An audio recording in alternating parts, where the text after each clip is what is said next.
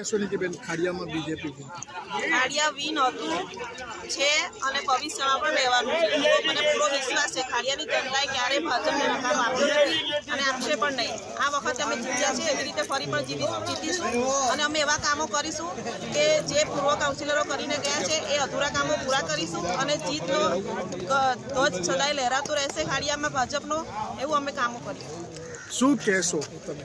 ખાડિયામાં બધી જગ્યા બીજેપી લાગી કમળ ખીલ્યું છે, ખાડિયામાં રસાકસીનો માહોલ હતો, શું કહેશો? રસાકસી જેવું તો મને તો એવું લાગ્યું નહીં, કારણ કે ખાડિયાની પ્રજા હંમેશા ભારતીય જનતા પાર્ટી જોડે રહી છે અને આ 50 વર્ષથી જે ખાડિયામાં કમળ ખીલતું આવ્યું છે એ અમારા પૂર્વ કાઉન્સિલરશ્રીઓ, અમારા ધારાસભ્યશ્રીઓ, માન્ય શ્રી અશોકભાઈ ભટ્ટ સાહેબ જે સતત 7 ટર્મથી જીતતા આવ્યા છે એમના કાર્યો, એટલે કોઈ આ તો શું છે કે એમને સ્વપ્ન આવે છે સ્ટાર્ટિંગમાં, અને અશોકભાઈ હતા ત્યારે બી આવું ત્યારે સ્ટાર્ટિંગમાં કમિટેડ વોટો એ લોકોના ક્રમ આગળ હોય છે, 1 થી 25ના ક્રમ કે 1 થી 50 30ના ક્રમમાં એ લોકો પહેલાં હંમેશા આગળ દેખાય છે. ટીવીમાં આવે ત્યાં સુધી એ લોકો થોડો આનંદ મેળવે છે, પણ પછી તો એ અમે બાજુમાં બેસી જાય છે કે ખબર છે કે હવે કમળ ખીલવાનું જ છે. અને આ બાબતમાં મારું નામ જ પંકજ છે, એટલે પંકજ એટલે કાદવમાં ખીલેલું ખમણ, એટલે આ મારા 50 કાંકરિયા વોર્ડનું સીમાંકન થયું એના પછી તમે 10 વર્ષથી કાર્યકર્તા તરીકે જોડાયા છો, બીજેપીમાંથી ટિકિટ આપવામાં આવી છે અને વિજય થયો, શું કહેશો?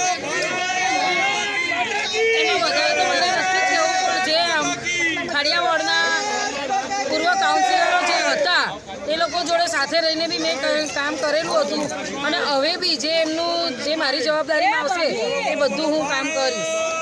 ઉમંગભાઈ, શું કહેશો? 1 થી 7 રાઉન્ડની અંદર બીજેપી પાછળ હતો, પછીથી બીજેપી વિન થઈ ગઈ, એ રાઉન્ડના રસાકસીનું શું કહેશો?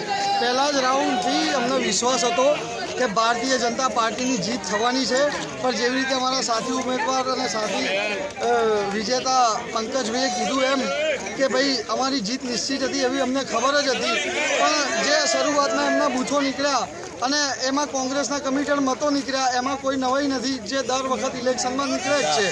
પણ અગાઉ અમે પ્રજાની વચ્ચે માત્ર ને માત્ર પ્રજાની વાત સાથે જ રહીશું અને પ્રજાના વિકાસની વાતે જ રહીશું, પ્રજાના સુખે સુખી અને પ્રજાના દુઃખે દુઃખી રહીશું અને ખાડિયાની વચ્ચે 24 કલાક જનસેવા કરીશું. ભારત માતા કી જય, વંદે માતરમ.